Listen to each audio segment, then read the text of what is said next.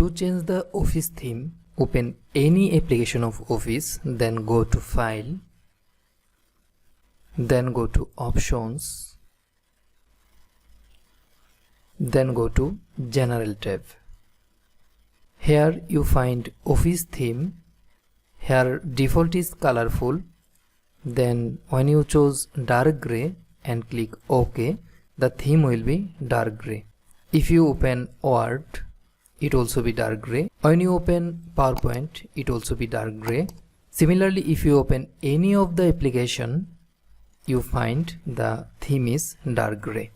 If you want to change the theme, similarly go to File, then Options, then General, then go to Office theme, and from the drop down menu you can choose white, and if click OK, the theme will be white.